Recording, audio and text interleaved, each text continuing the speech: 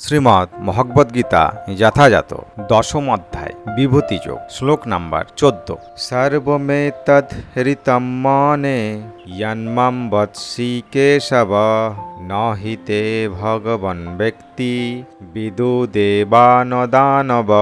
শব্দার্থ সর্বম সমস্ত, এতাদ এই, ঋতম সত্য, মন্যে মনে করি, ইয়ৎ যা, মামো আমাকে, বৎসি বলেছে, কেশব হে কৃষ্ণ, ন না, হি অবশ্যই, তে তোমার, ভগবান হে পরমেশ্বর ভগবান, ব্যক্তিম তত্ত্ব, বিদ জানতে পারে, দেবা দেবতারা, ন না, দানবা দানবেরা। অনুবাদ: হে কেশব, তুমি আমাকে যা বলেছ তা আমি সত্য বলে মনে করি। হে ভগবান, দেবতা অথবা দানবেরা কেউই তোমার তত্ত্ব যথাযথভাবে অবগত নন। তাৎপর্য: অর্জুন এখানে দৃঢ়ভাবে প্রতিপন্ন করেছেন যে নাস্তিক ও আসরিক ভাবাপন্ন মানুষেরা কখনোই ভগবান শ্রীকৃষ্ণকে জানতে পারে না, এমনকি দেব দেবতারা পর্যন্ত তাকে জানতে পারে না। সুতরাং আধুনিক যুগের তথাকথিত পণ্ডিতদের সম্বন্ধে কি আর বলার আছে। ভগবানের কৃপায় অর্জুন উপলব্ধি করতে পেরেছেন যে শ্রীকৃষ্ণই হচ্ছেন পরম তত্ত্ব এবং তিনি পূর্ণ শুদ্ধ। তাই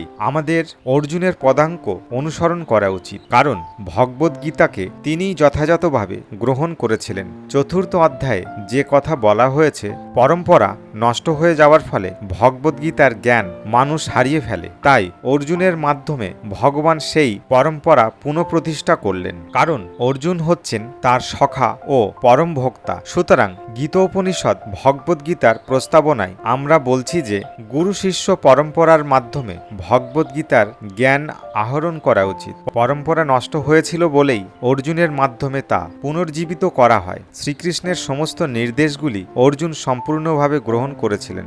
ভগবদ্গীতার যথাযথ অর্থ যদি আমরা উপলব্ধি করতে চাই, তাহলে আমাদেরও অর্জুনের মতো ভগবানের সব কয়টি নির্দেশ পুঙ্খানুপুঙ্খভাবে গ্রহণ করতে হবে। তাহলেই কেবল আমরা শ্রীকৃষ্ণকে পরম পুরুষোত্তম ভগবান বলে জানতে পারব।